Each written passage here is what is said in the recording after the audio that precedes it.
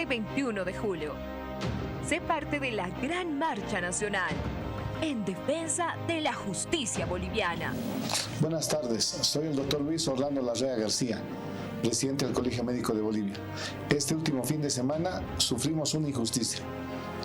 El día jueves te convocamos a que participes de la gran marcha por la libertad, la justicia y la democracia. Acompáñanos desde el Hospital de Clínicas a las 10 de la mañana. Contigo podremos decir basta de injusticias.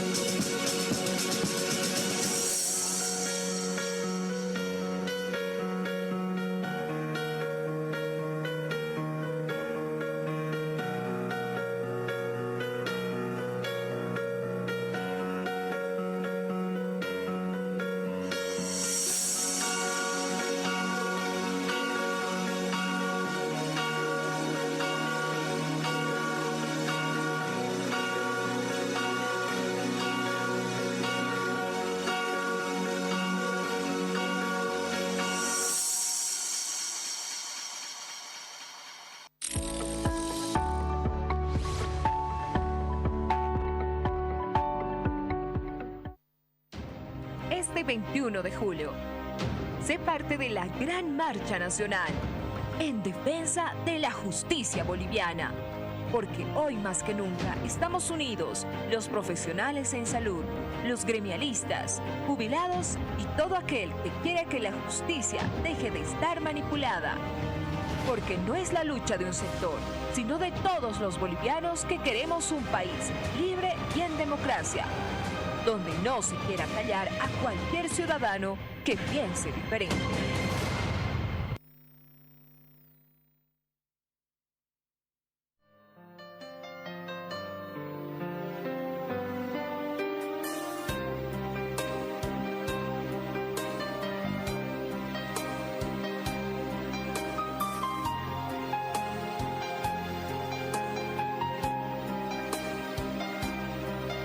Amigos, bienvenidos a Doctor TV, nuevamente felices de estar en sus hogares.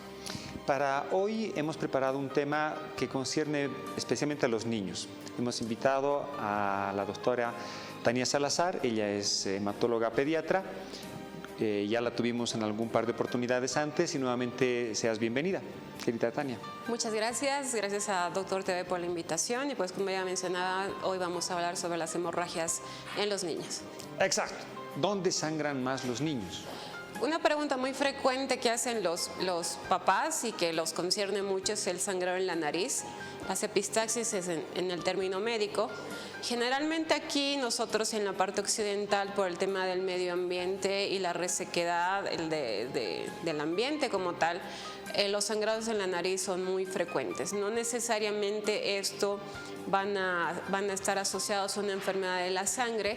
Sin embargo, lo que siempre nosotros le decimos es ver cuánto tiempo sangran, si esto es periódico, si hay antecedentes en la familia de un sangrado. Por ejemplo, si un sangrado de la nariz dura entre 10, 15 minutos, 20 minutos, 30 minutos, es una vez a la semana, dos veces al mes, cada semana, si tiene una periodicidad en realidad como tal, y hay antecedentes, o si no hay antecedentes, o además se acompaña de sangrado de encías, que tengan moretones con un pequeño golpe, pues ahí sí tenemos que hacer un estudio mucho más profundo. Escuchamos con cierta regularidad por pediatras o médicos generales que cuando sangra mucho la nariz les dicen fragilidad capilar. ¿Cómo es eso de la fragilidad capilar?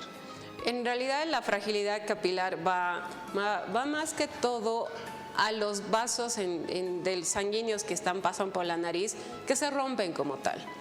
Ya sabemos, y usted más que nadie sabe cómo este es el mecanismo, de que el aire tiene que entrar con cierta humedad y también con cierta turbulencia. También por eso tenemos los pelitos en la nariz.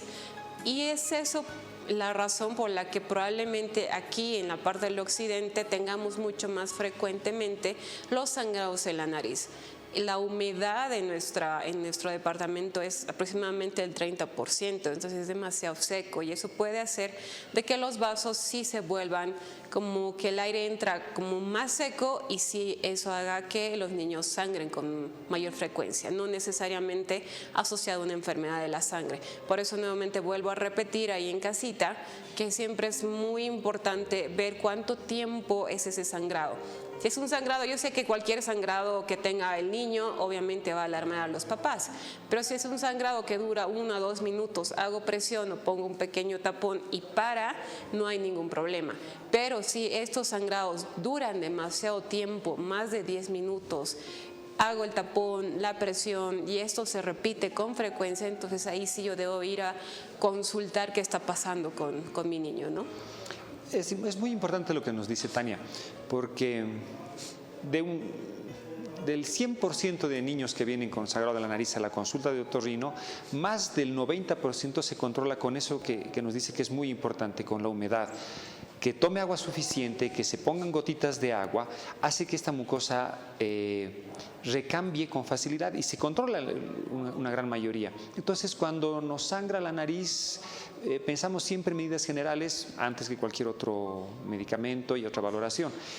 Pero hay sangrados de otras partes del cuerpo que sí nos llamarían más la atención para pensar en patologías más serias, hematológicas. ¿Dónde son estos sangrados? Por ejemplo, cuando nosotros hablamos de coagulación, siempre les hago la analogía de tener una pared. Nosotros generalmente nos estamos haciendo constantemente heridas en el movimiento y todo eso y no nos damos cuenta porque tenemos un buen funcionamiento de las plaquetas y factores de coagulación. Entonces nos hacemos una herida y tiene que formarse un coágulo de la consistencia de una pared, donde los ladrillos van a simular las plaquetas, que son parte de las fragmentos celulares que hay en la sangre, y los factores de la coagulación, que sería el cemento para hacer esa pared. Entonces, si hay un sangrado que es prolongado, por ejemplo, me sangra mucho la nariz, me sangran las encías o tengo moretones al pequeño golpe. Generalmente cada niño siempre va a tener moretones en extremidades inferiores, en piernas y todo eso porque siempre nos andamos pegando. Pero ya moretones que sean frecuentes en brazos, en tórax, en la espalda, donde no ha habido antecedente de golpes, pues ahí sí tenemos que llamar mucho la atención. Ver primero, hacemos una valoración, ver primero, ¿hay un problema de plaquetas o hay un problema de un trastorno de los factores de coagulación? ¿Qué enfermedades con nombres podemos encontrar en sangrados en niños? Por ejemplo, la hemofilia, bueno, ya por lo menos ahora la hemofilia es un poquito más conocida en nuestro medio, antes era como que ¿qué es eso? Si bien sigue siendo dentro de una de las enfermedades raras porque su prevalencia de la hemofilia A, donde hay una deficiencia de factor 8, es de 1 por cada 5.000 a 10.000 recién nacidos vivos, o la hemofilia B, que tiene una prevalencia de 1 por cada 30.000 recién nacidos vivos, está siendo un poquito más frecuentemente diagnosticado, probablemente porque ya tenemos los estudios para hacerlo. Entonces, ¿qué pasa con estos niños que tienen hemofilia? Por ejemplo, que es lo que más se está conociendo ahorita, es que tiene un antecedente familiar. Generalmente en el 60% de los casos hay un antecedente familiar por línea materna de sangrados, es decir, el abuelo, el papá, el tío, el hermano de la mamá tuvieron sangrados. A veces llegan a fallecer con esos sangrados por alguna razón y nunca supieron qué pasó, porque estas enfermedades, por ejemplo, hemofilia A y hemofilia B, están muy ligadas al cromosoma X. Esa es una enfermedad hereditaria. Entonces, ¿por qué es más frecuente en el varón, o las manifestaciones son frecuentes en el varón? Porque debemos ver que en nuestros cromosomas, los varones tienen un X y tienen una Y. El X, que probablemente sea defectuoso no porque la mamá lo quiera así, de esa forma, sino porque hay esa herencia. El X está, entre comillas, defectuoso, el Y del papá, y es por eso que tienen la enfermedad. Las mujeres tenemos XX, un X de la mamá y un X del papá. El X del papá va a ir a compensar el X, entre comillas, defectuoso que nos pasa a la mamá. Es por eso que las mamás son las portadoras y los varones en el 50% de los casos van a presentar la enfermedad. Pero también pueden enfermar las mujeres. Las mujeres sí pueden ser portadoras y también tener manifestaciones hemorrágicas. No es lo más frecuente, pero sí pueden ser portadoras con manifestaciones hemorrágicas, o por alguna razón que no sabemos, justo viene el papá que es hemofílico y no lo sabe, con una mamá que es portadora y no lo sabe, tienen una hija y pueden tener una niña con hemofilia como tal. Además, entre eso es lo más frecuente, pero no hay que olvidar que en un 40% de los casos las hemofilias no tienen este antecedente de manifestaciones en la línea materna. 40% de los casos hay mutaciones nuevas, mutaciones de novo, es decir, que justo se presentó en una determinada generación en un niño y ahí va a empezar a tener las manifestaciones hemorrágicas como tal. ¿Hay tratamiento? Hay tratamiento. Si bien no es una enfermedad que se pueda curar y está todavía en investigación, tratar de hacer un medicamento que pueda paliar y hacer que el hígado, entre comillas, produzca nuevamente ese factor 8 o factor 9 deficiente, hay un tratamiento para prevenir los sangrados. En realidad, ¿cómo nos damos cuenta en los niños chiquitos? Sobre todo, nosotros como hematólogos pediatras o hematólogas pediatras tratamos de hacer el diagnóstico en los niños, porque las manifestaciones hemorrágicas, sobre todo cuando la enfermedad es severa, que es la más frecuente, se presenta cuando empiezan a gatear, porque ahí existe la presión, entonces se empiezan a hinchar las rodillas y las mamás no saben por qué, o cuando empiezan a poner las vacunas, como son intramusculares profundas, se hacen unos moretones súper grandes, o cuando van, digamos, a alguna consulta médica y le dicen un pinchazo en la pompa, se hace un moretón súper grande, o cuando empiezan a caminar ya hacen más presión en los tobillos, en las rodillas, y es donde empiezan a sangrar y a tener ya sangrados en las articulaciones. Es ahí donde los papás ya empiezan a decir algo está pasando con mi niño y nosotros hacemos ahí el diagnóstico oportuno. ¿Y reponer ese factor 8 es parte del tratamiento? ¿Hay a disposición? De hecho, sí, hay a disposición tanto factor 8 como factor 9. Dentro de las hemofilias, la más frecuente es la hemofilia A, donde el 80% de las hemofilias son hemofilias tipo A, donde la deficiencia es factor 8, y el 20% es hemofilia B, donde la deficiencia es el factor 9. Ya en nuestro medio ya tenemos los factores sustitutivos como tal, y sobre todo en aquellos niños que tienen una hemofilia severa, vale decir que sí podemos clasificar la hemofilia en una hemofilia leve, una hemofilia moderada y una hemofilia grave o severa, dependiendo de la cantidad de factor residual que tengan.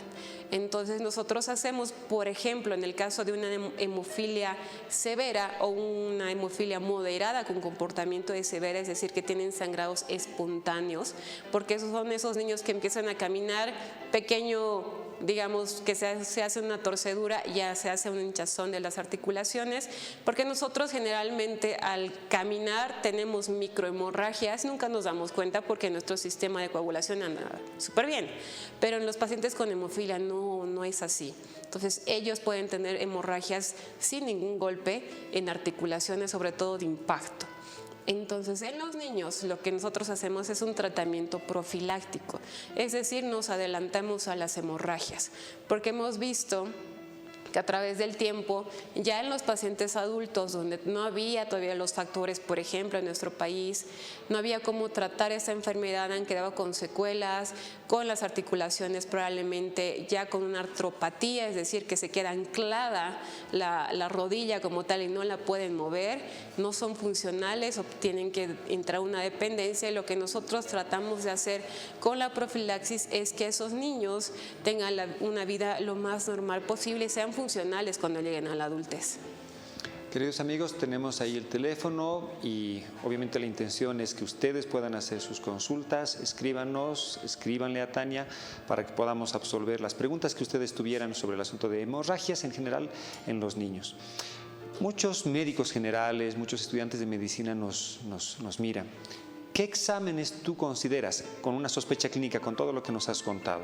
Tenemos la sospecha clínica y queremos derivar. Y te dicen, podemos estar ganando tiempo con algunos exámenes de laboratorio. Cuando se trata de sangrados, tenemos un montón de cosas en el laboratorio que no sabes qué cosa vas a marcar. Y es una lista, un chorizo acá.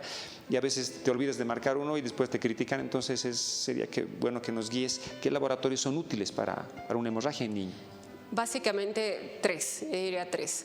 El hemograma, que lamentablemente aquí en Bolivia en los laboratorios, si no le pones hemograma más plaquetas, no te cuantifican las plaquetas. Yeah. Es algo más, no sé si de nuestro país o algo, porque el hemograma debería incluir plaquetas. Yeah. Pero es hemograma más plaquetas, sobre todo plaquetas para nosotros y el tiempo de protrombina y el tiempo de tromboplastina parcial activada, esos tres estudios de laboratorio. Yeah. Eso de tiempo de coagulación, tiempo de sangría. Está mucho más en desuso. Está más en desuso el tiempo de coagulación, tiempo de sangría, porque teóricamente ya tendríamos que tener otros estudios un poquito más avanzados, y el tiempo de coagulación y el tiempo de sangría van dentro de la hemostasia primaria. Es decir, va ahí dentro de lo que va primero a la herida, las plaquetas. Entonces, mucho ahí de alteraciones cualitativas de las plaquetas no tenemos en Bolivia. Por eso ya el tiempo de la coagulación y el tiempo de sangría está mucho más en desuso cada vez. No está mal, pero generalmente no nos aporta mucho el tiempo de coagulación y el tiempo de sangría. Mientras yo tenga el hemograma, que tengan las plaquetas sobre todo, y el TP y el TTPA, que es el tiempo de protrombina y el tiempo de tromboplastina parcial activada, yo ya puedo más o menos dirigir hacia dónde voy a ir a estudiar. ¿Es una alteración de plaquetas o es una alteración de los factores de la coagulación? ¿Qué enfermedades nos alteran las plaquetas? Por ejemplo, en niños, sobre todo, son más adquiridas las alteraciones de las plaquetas. Por ejemplo, justo en la época de otoño, época de invierno, resfrío, gatilante infeccioso, sistema inmune hiperactivo, hace que el propio sistema inmune del niño destruya sus plaquetas. A eso nosotros llamamos una trombocitopenia inmune primaria, sobre todo en niños, el 80% son primarias, llamada también es la PTI, como nosotros la conocemos, y por lo general suele ser benigna la evolución de una PTI en un niño. El 80% de los niños pueden resolver esta enfermedad con o sin tratamiento y no volver a presentar otro episodio similar en su vida. Solo un 20% de estos niños tienen una PTI crónica, es decir, persistente si es más allá de los 3 meses, o crónica cuando es más allá de los 12 meses, y ahí nosotros ya intervenimos con otro tipo de tratamiento y vamos buscando otras enfermedades inmunológicas asociadas que pueden a veces presentarse solo con una disminución de las plaquetas, tipo lupus, artritis reumatoide, inmunodeficiencia común variable. Hay algunas enfermedades que son inmunológicas que pueden presentarse en principio solo como disminución de plaquetas y luego evolucionar en enfermedad inmunológica, ¿no?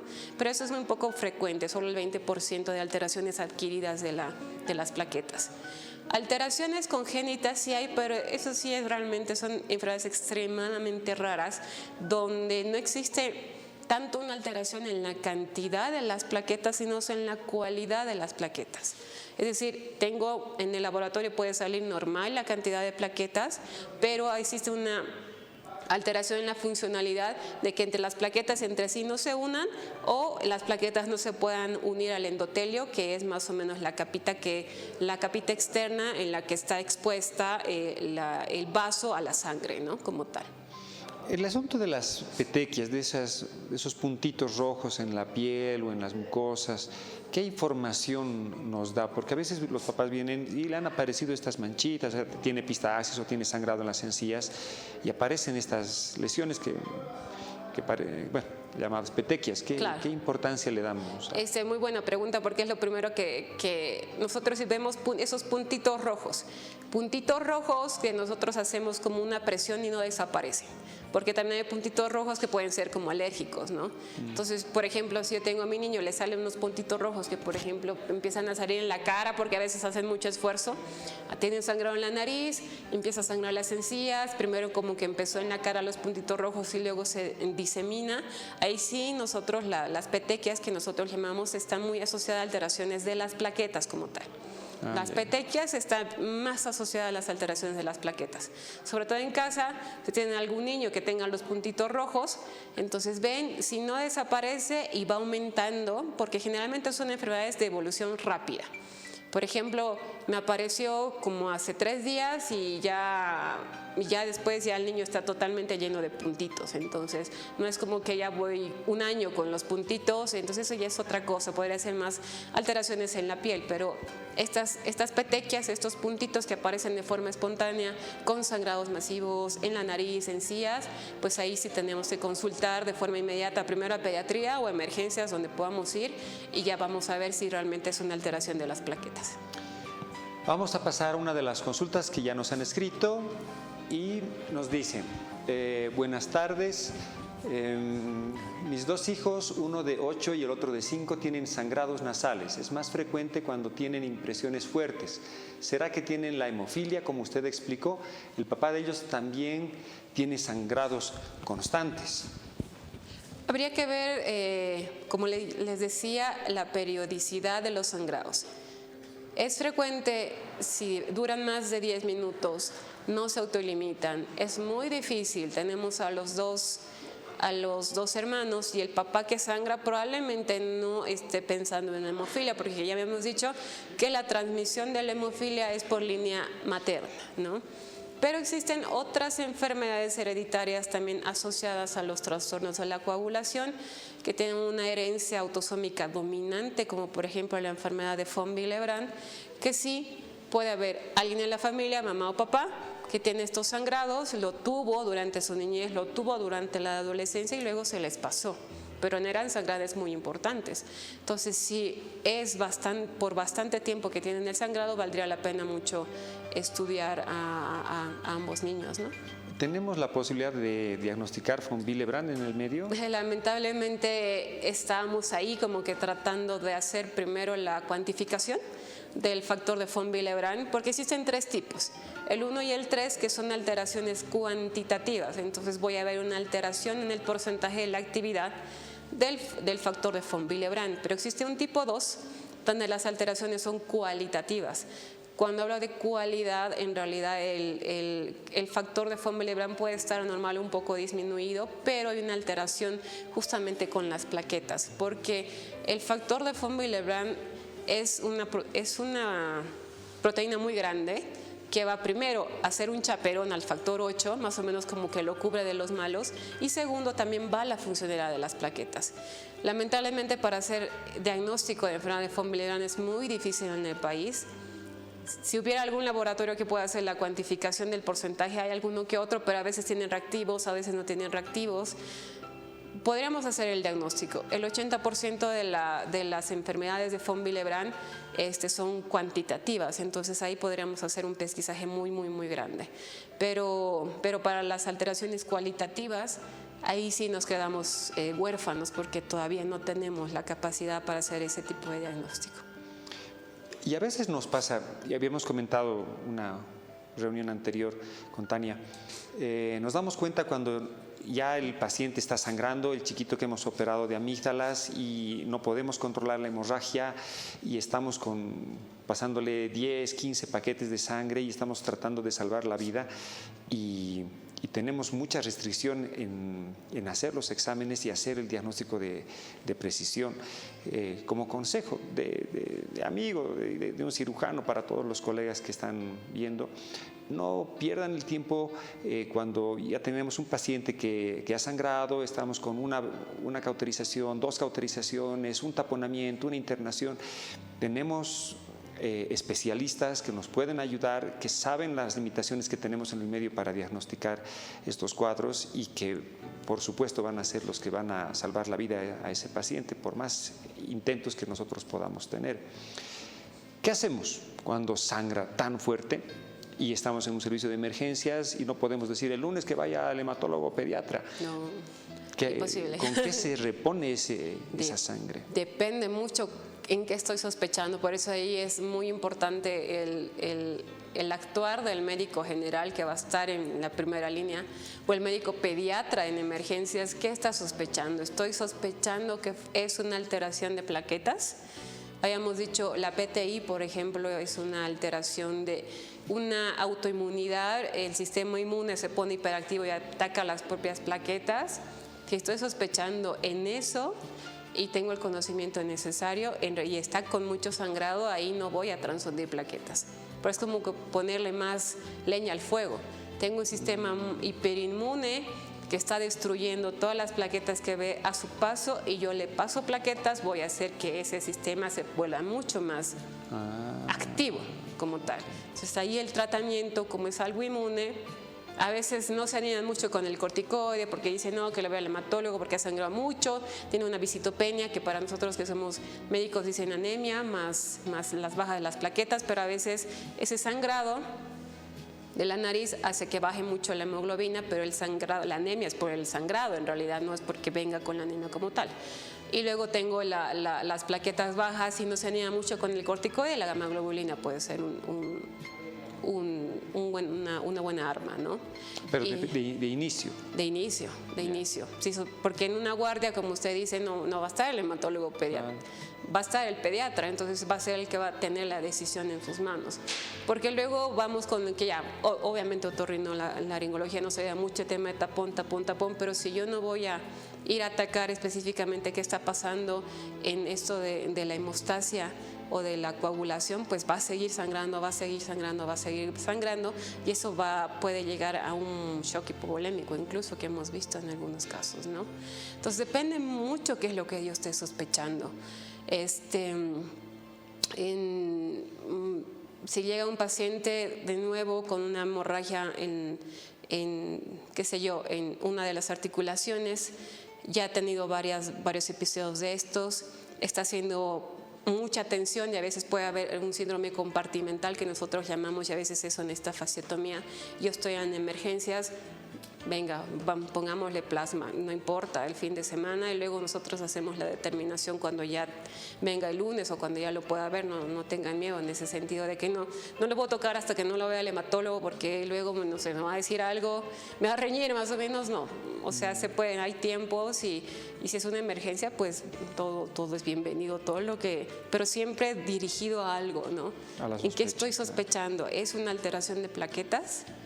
Además, esas alteraciones de plaquetas es por una hiperactividad del sistema inmune de mi paciente, o mi paciente ha entrado séptico, de una sepsis, y esa bajada de plaquetas como tal es en realidad a la sepsis, y ahí sí se beneficiaría de una transfusión de plaquetas. Entonces depende mucho cuál va a ser ese contexto que tenga el médico de primera atención frente a un niño que sangra, ¿no?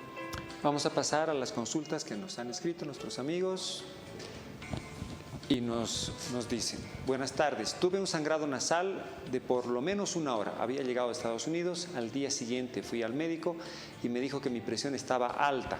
¿Es normal esto? Bueno, es algo más que todo de adultos, ¿no?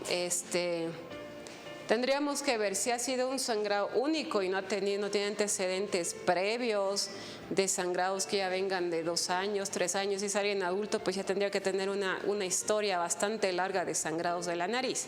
Si este ha sido un episodio único y no se ha vuelto a repetir, probablemente el problema no esté en la sangre. Segundo, tenemos mucha frecuencia nosotros aquí en el occidente de eritrocitosis, poliglobulia.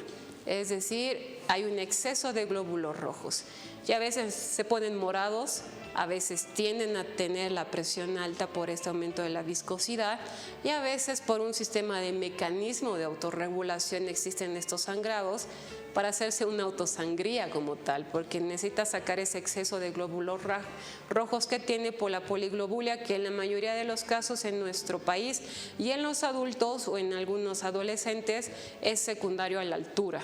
Sobre todo nosotros, ¿no? Los de Potosí, Oruro y La Paz, tenemos mucha incidencia de poliglobulia que puede llevar a la hipertensión arterial, puede llevar a sangrados de la nariz, pero ahí es muy diferente el mecanismo, ¿no? Obviamente tú eres especialista en niños y nos estás dando de algunas patologías de adultos. ¿Y en niños hay estas cosas? En adolescentes estamos viendo mucho el tema de poliglobulia, sobre todo asociado a obesidad, poliglobulia en ciertos niños que viven o son procedentes del alto porque realmente tienen ese exceso de glóbulos rojos, pero es un adolescente, si lo comprendemos. Pero si hay un niño, por ejemplo, de 5, 6, 7 años y tiene una poliglobulia o una eritrocitosis, exceso de glóbulos rojos, ahí eso no es normal y tendríamos que investigar. No es normal que un niño a esa edad tenga un exceso de glóbulos rojos. En un adolescente lo podemos entender por ciertos cambios, ciertos hábitos alimenticios, la procedencia y todo eso sí se lo puede entender, pero en un niño chiquito hasta los 11 años no es normal y ahí sí tendríamos que investigar. Pasamos a la siguiente consulta. Gracias por escribirnos. Disculpe, tengo artritis reumatoidea, pero me explicaban que cuando está activa las plaquetas suben y que no bajan por la enfermedad.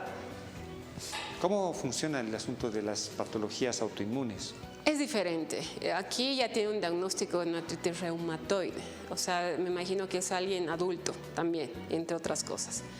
Las plaquetas depende mucho porque hay algunas enfermedades autoinmunes como tal que sí pueden tener una baja de plaquetas en plena actividad de la enfermedad o puede haber una subida de las plaquetas. Depende mucho porque hay muchos factores asociados y muchos mecanismos que hacen que la actividad de las plaquetas o los mismos medicamentos vayan a hacer una alteración de las plaquetas. Tal vez no me di a entender muy bien. Hay algunas enfermedades que pueden al principio manifestarse con una baja de las plaquetas. No todas las enfermedades autoinmunes se manifiestan con una baja de las plaquetas. Okay. Hay algunas enfermedades donde la primera manifestación es la baja de las plaquetas y luego va evolucionando la enfermedad. Ya saben cuál es el diagnóstico, se le da el tratamiento y las plaquetas se van normalizando. O también hay estos casos de lupus, artritis reumatoide juvenil o artritis reumatoide como tal, donde en realidad a veces nunca tienen las plaquetas bajas. Entonces, no todas las enfermedades autoinmunes se asocian a plaquetas bajas. Hay algunas que sí, pueden ser su manifestación inicial, pero eso no significa que todas las enfermedades inmunológicas van a presentar plaquetas bajas. Pasamos a la siguiente consulta. Mi hijo desde más o menos sus 17 años sangra por la nariz solamente, cuando está resfriado y mucho más si toma antigripales. ¿A qué se puede deber? Actualmente tiene 22 años. Bueno, ahí ya prácticamente hay una respuesta más o menos en la pregunta porque tiene una infección local. Se resfría, hay una inflamación local, tenemos sobre todo mucho flujo en la nariz, hacemos esfuerzo. Entonces ahí es a veces no normal, pero sí está muy asociado que sí sangre en la nariz cuando estemos resfriados o tengamos alguna enfermedad respiratoria. Y se le pasa, me dice que sí se le pasa, después solo es con los resfriados, entonces es más que todo una alteración local que sí se puede asociar unas enfermedades respiratorias altas con sangrados en la nariz no le digo que sea totalmente normal, pero sí hay esa asociación, ¿no? Y si no pasa nada más y después del resfrío no vuelve a sangrar, probablemente no sea una enfermedad en la sangre, sino una alteración local que causa justamente el resfrío como tal. Y no es muy buena idea dar antigripales en esas circunstancias porque seca mucho. Durante muchos años me ha tocado a mí exponer el asunto de la epistaxis por mi especialidad, hasta que encontré una respuesta. Cuando el paciente o el papá del paciente pregunta ¿por qué sangra la nariz? ¿Por qué me sangra la nariz o le sangra la nariz a mi hijo? Hay una respuesta, pese a que hay muchísimas enfermedades distintas que pueden hacer, porque la nariz tiene ingentes necesidades de calor y humedad. Y estas infecciones que nos ponen, nos altera esas condiciones. Y encima le damos un antigripal que seca peor y eso va a hacer que sangre con mucha más facilidad. Y eso es lo que decíamos al principio con Tania. Es importantísimo que una nariz esté mojada para controlar estos sangrados. Pasaremos a la siguiente consulta, por favor. Nos dicen, buenas tardes, constantemente se me revientan las venas de las manos al realizar trabajos manuales. ¿Qué tengo? Parece una trivia. ¿Qué le podemos...? O sea, se le rompen las venas, eso es, no sé si es alguien adulto. Habría que ver realmente cómo lo toma que se le revientan las venas. ¿Se le ponen azul las manos? Puede ser una posibilidad, eso se llama a veces fenómeno de Raynaud, no necesariamente se le revientan las venas, sino que a la exposición de frío se pueden poner medios morados las manos.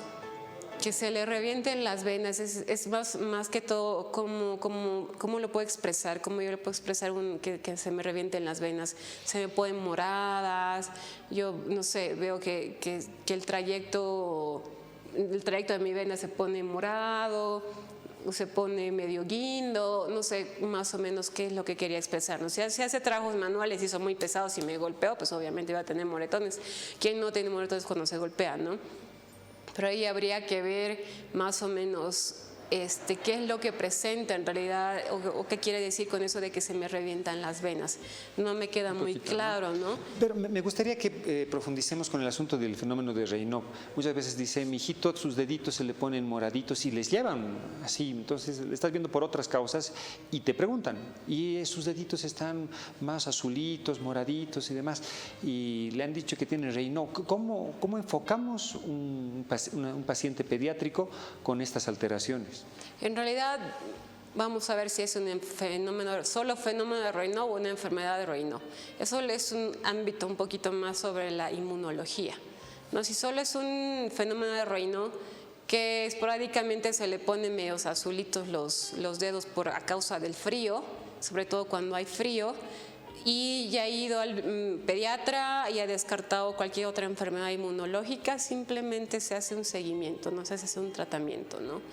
Y otras enfermedades de Raynaud donde probablemente yo encuentre alguna otra alteración más en articulaciones, hago un estudio de laboratorio, algo está pasando ahí inmunológico, eso ya va un poquito más a la área de los inmunólogos, ¿no? Pero puede desaparecer y... Sí, porque el fenómeno de Raynaud es momentáneo, en realidad como que está expuesto al frío, se pone medio azul y luego le tapo un poco de calor y desaparece. Obviamente es muy diferente que venga un niño que siempre ha tenido los dedos azules, y luego tenga los dedos en forma de palillos de tambor. Eso es muy distinto y ahí hay que investigar otras cosas porque ahí no es un fenómeno de Raynaud. ¿Cuáles de los fármacos que se dan a los niños nos pueden dar trastornos hemorrágicos? Y deberíamos preguntar o por lo menos indagar para tratar de limitar el uso de estos medicamentos. De hecho, es diferente a la del adulto, ¿no? Los medicamentos que nosotros utilizamos en pediatría casi tratamos de no medicar, para empezar. Sí. Es lo más conveniente. Sí. Por eso siempre viene el papá cuando se resfría a un niño, ¿no? ¿Por qué solo me lo da paracetamol y ibuprofeno? Porque solo necesita eso. Exacto. Porque la mayoría de las enfermedades infecciosas en los niños son virales, solo necesitan tratamiento sintomático, no necesitan antibiótico como tal. Entonces, en pediatría casi todos los medicamentos son inocuos y tratamos de utilizar los medicamentos precisos específicamente para una enfermedad. ¿Cuál me podría alterar un poquito la funcionalidad de plaquetas? Probablemente la aspirina. la aspirineta, esto del resfiolito y todo eso que antes utilizábamos mucho, pero ya casi la mayoría de los componentes de antigripales que vienen para niños no es en base a aspirina como tal, que ahí me altera un poco de funcionalidad de plaquetas, no tanto en la cantidad, sino en la función de plaquetas, que puede hacerme que me sangre un poquito, tal vez, pero esto no es muy frecuente. En niños no es muy frecuente que cierto medicamento haga que sangre mi niño, a menos que esté indicado y ya nosotros les avisamos que puede tener un evento de hemorragia por ese medicamento, ¿no? Pasamos a las siguientes dudas, agradecerles siempre porque nos escriban. Buenas noches, doctor y doctora. Mi consulta es que cuando levanto cosas pesadas, mi dedo se hincha y se pone morado, como si fuese un golpe. Muchas gracias. ¿Qué le decimos? Su dedo se hincha y se pone morado. Habría que ver, habríamos que investigar. Si alza cosas pesadas, tenemos mucha presión. No ha sido un golpe. Tendríamos que ver ahí tal vez si él valdría la pena que vaya. No sé si sea adulto o niño. Si es, me imagino, si alza cosas pesadas debe ser alguien adulto, ¿no?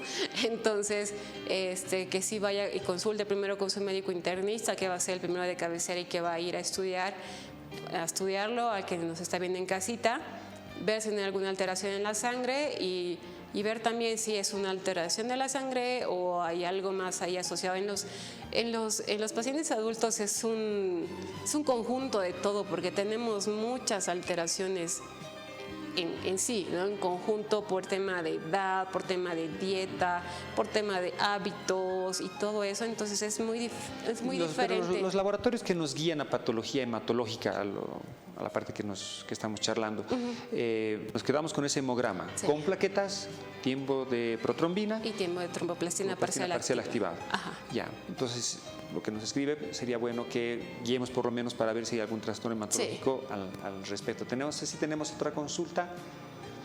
Ok, a ver, de los trastornos que te toca ver con frecuencia, hay un aforismo que decimos en medicina: primero pensamos en lo más frecuente, después en lo más frecuente y por último en lo más frecuente.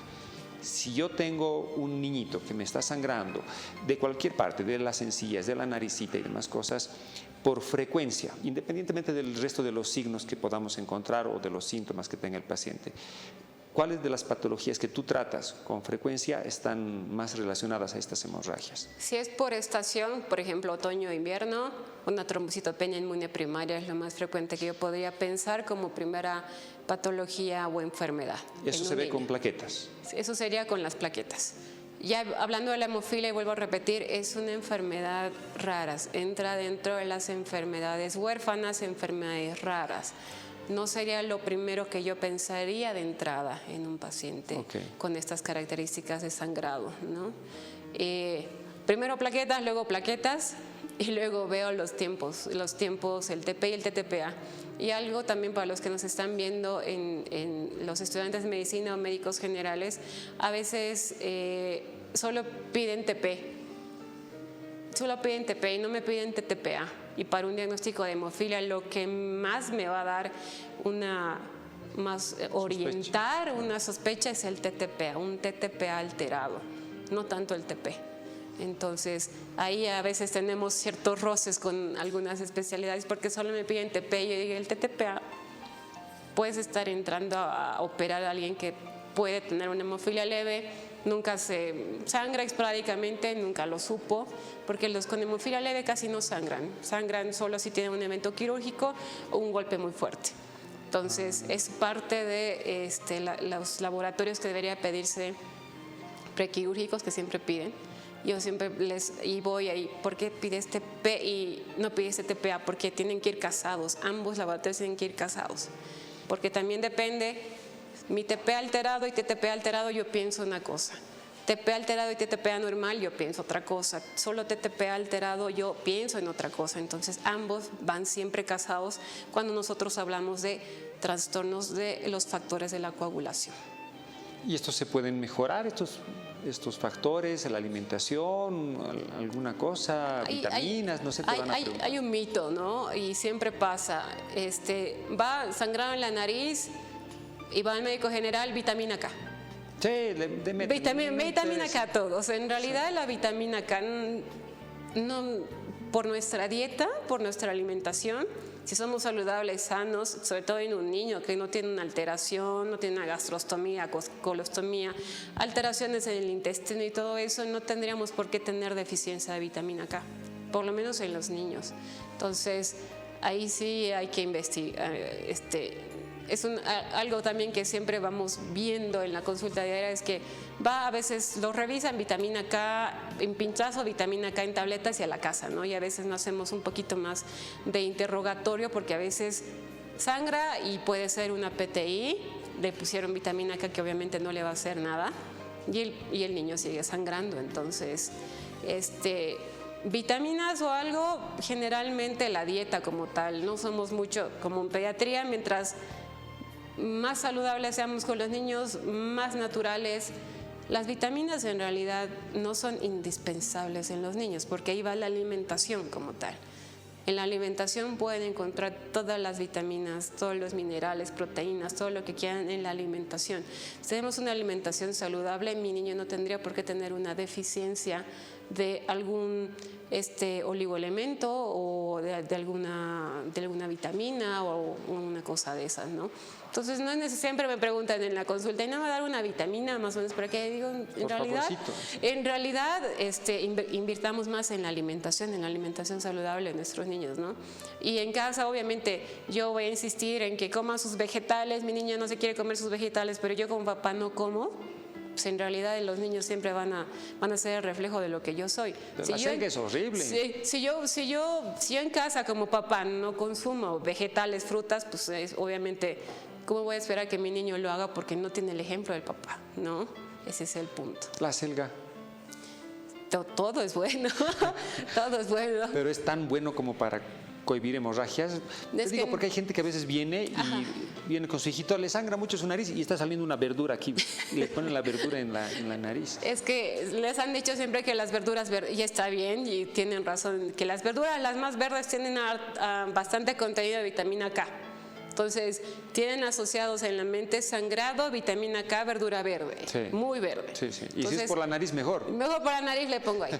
Porque puede ir como hemostasia porque está tapando un vaso, no necesariamente porque sea el perejil, la selga o la espinaca o lo que esté saliendo, pero en realidad no tendrían por qué tener una deficiencia de cierta vitamina si tenemos una alimentación saludable, ¿no? Pasamos a la siguiente consulta. Buenas noches, doctores. Se me pone muy seguido las manos rojas y empiezan a ponerse muy calientes. ¿Eso a qué se debe? ¿Qué estudios debo hacerme? Tengo 25 años, Carola. 28. Es que realmente el asunto de cuando el paciente sangra o pierde sangre y demás es una desesperación y nosotros lo entendemos. Claro. No es lo mismo que le esté saliendo pus a veces por aquí o por allá y demás, pero cuando alguien pierde sangre está así desesperado, está estresado. Eso inclusive le hace subir la presión y después le dicen, le está sangrando porque le sube la presión. Y la consulta es para ellos, ¿no es cierto? ¿Qué le decimos cuando tenemos esa consulta? Eso de las manos rojas, 28 años, adulto, bueno, yo ya mi alimentación pediátrica, ¿no? Manos rojas. Yo quisiera tener, porque en las mañanas se me ponen pálidas y no están siempre frías. Depende mucho. También hay aspectos raciales, por ejemplo, pieles muy, muy blancas tienen una tendencia a ponerse las manos más rojas, digamos, ¿no? Y dependiendo también si están muy expuestos a un calor, puede ser que tengan las manos más rojas. Pero también hay que ver si es que, aparte de lo rojo que se pone, no se le hinchan las manos, ¿no? Si se le hinchan las manos, pues ahí ya vamos igual a consultar a nuestro médico internista al principio, que es el que hacen, es como el análogo al pediatra, digamos, en el niño, el médico de medicina interna, es el que hace los estudios primero, es como que lo llevamos primero al pediatra a un niño, ¿no? Entonces, si es muy molesto, si causa dolor, Si se me hinchan y hace que no haga yo mis actividades con normalidad, probablemente sí le aconsejaría que vaya y le haga probablemente más preguntas, porque nosotros siempre hacemos un diagnóstico en base a muchas preguntas que hacemos. Sí. El 50% de mi diagnóstico está en lo que yo pueda sacar en las preguntas o antecedentes que yo pueda obtener, y ya luego vienen los estudios de laboratorio. Entonces, en ese sentido, le aconsejaría que pueda ir al médico internista de medicina interna para que la pueda revisar, ¿no? Exacto. Y para nosotros obviamente es la intención poderles ayudar, pero sin poder hacer ese interrogatorio, esa anamnesis es un poquito más difícil. Como conclusiones, ¿qué consejos tú les darías a los padres con los niños que tienen consultas sobre algún tipo de pérdida hemática o sangrado? Como bien decía, pues le puede estar saliendo pus aquí, como 10 mililitros de pus, y le sale una gota de sangre, le va a llamar mucho más la atención la sangre, ¿verdad? Entonces, a todos los que nos están viendo en casa, el sangrado en la nariz en niños y en adultos es muy frecuente en nuestro país por el tema de resequedad en la humedad. Ver la periodicidad del sangrado, si es muy repetitivo, no se autolimita, vamos 10, 15 minutos en cada episodio de sangrado y es muy difícil parar el sangrado, vamos y consultamos al hematólogo pediatra. Ahí sí yo les aconsejaría.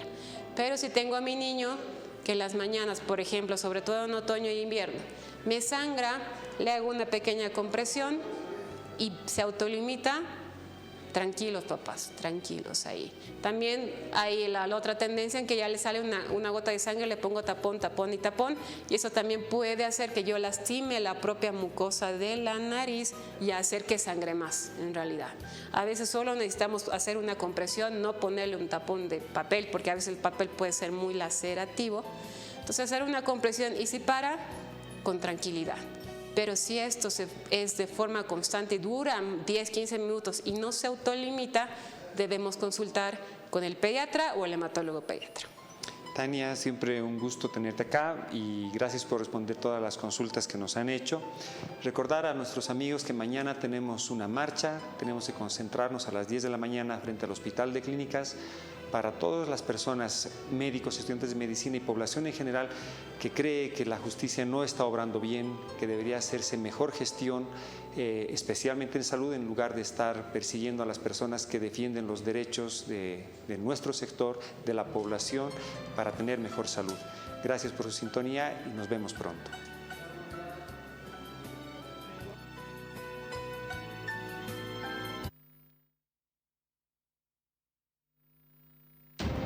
Este 21 de julio, sé parte de la Gran Marcha Nacional en defensa de la justicia boliviana.